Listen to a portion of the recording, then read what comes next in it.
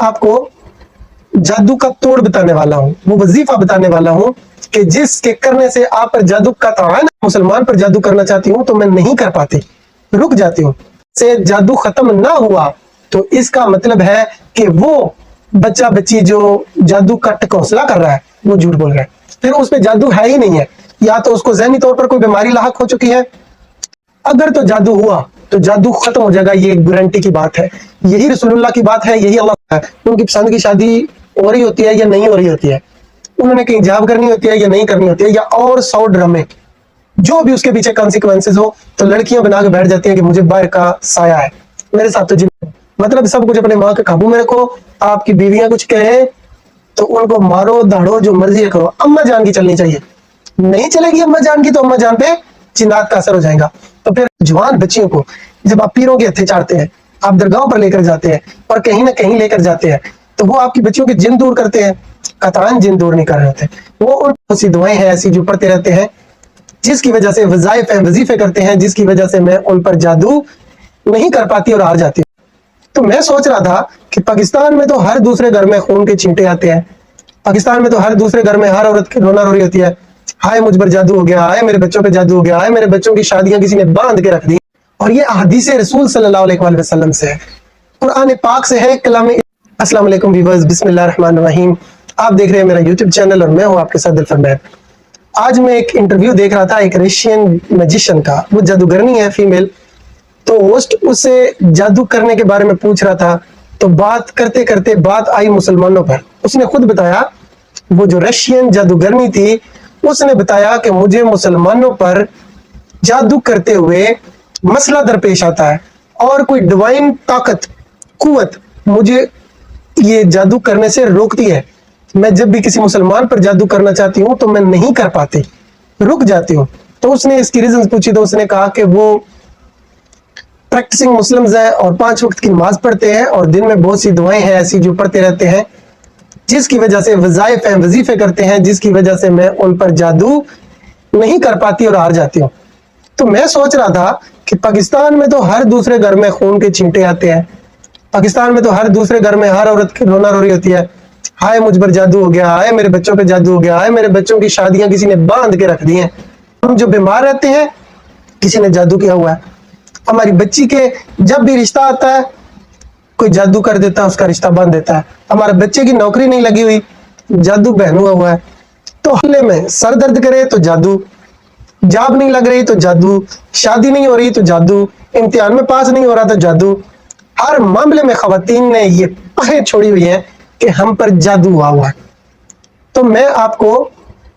جادو کا توڑ بتانے والا ہوں، وہ وظیفہ بتانے والا ہوں کہ جس کے کرنے سے آپ پر جادو کا تعین اثر نہیں کرے گا، اور یہ احادیث رسول صلی اللہ علیہ وآلہ وسلم سے ہے، قرآن پاک سے ہے، کلام الہی سے ہے، اور یہ کوئی ایسا چکر نہیں ہے میں رہتے ہیں، لیکن یہ اصل بات ہے، یہ پڑھنے سے جو میں آپ کو بتانے والا ہوں، اگر تو جادو ہے تو وہ گارنٹی سے 100% نہیں 1000% جادو کا اثر زائل ہو جائے گا، جادو ختم ہو جائے گا، اور اگر یہ پڑھنے سے جادو ختم نہ ہوا تو اس کا مطلب ہے کہ وہ بچہ بچی جو